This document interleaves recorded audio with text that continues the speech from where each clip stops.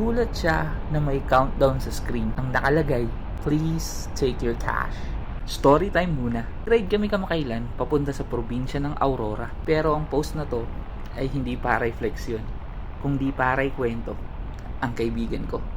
Di ko na siya i-mention o ipapakita sa video kasi pribado siyang individual. Day 2 namin sa Aurora, umaga ng linggo. Lasing kami nung gabi at sobrang puyat pa ako nung paggising, kaya siya yung nagmaneho. Mula Maria Aurora, nagbiyahe kami ng mga 15 minuto papuntang Baler para mag-withdraw. Nung nandun na kami sa bangko, hindi siya sigurado kung magkano yung i-withdrawin. Kaya tinawagan niya muna yung asawa niya, tapos pinauna niya yung babae sa likod. Pagkatapos mag-withdraw, umalis agad yung babae lulan ng tricycle. Pumunta yung barkada ko sa harap ng ATM, pinasok yung card niya at hindi tinanggap ng machine. Nagulat siya na may countdown sa screen. Ang nakalagay, "Please take your cash." Nung sinilip niya yung cash dispenser, may 2,500. Natapos siyang mag-withdraw at naglakad papunta sa akin. Ini-start ko yung motor at nung palis na kami, bigla niyang hinawakan yung balikat ko. Sabi niya sa akin, "Pre, teka lang, dito muna tayo. May pera dun sa ATM, hindi yun sa akin." Kanya, baka dun sa babaeng nauna. Antayin natin, baka bumalik. Inaantok pa talaga ako nun kaya hindi ko masyadong maproseso. Kaya sabi ko, sige, habang nag-aantay tayo, mag-withdraw na lang din ako. Tumango siya sabay bunot ng yosi.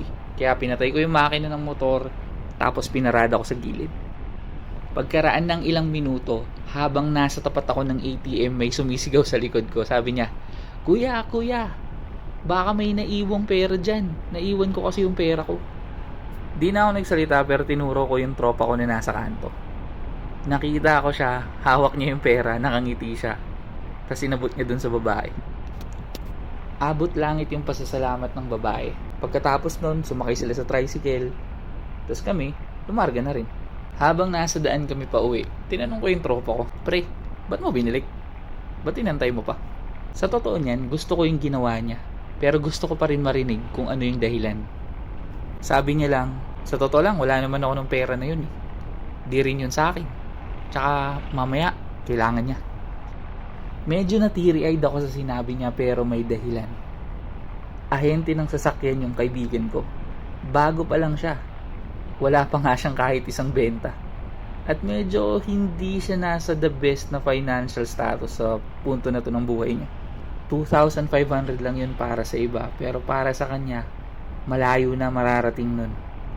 Pero walang pagdadalawang isip, pinili niya pa rin ibalik.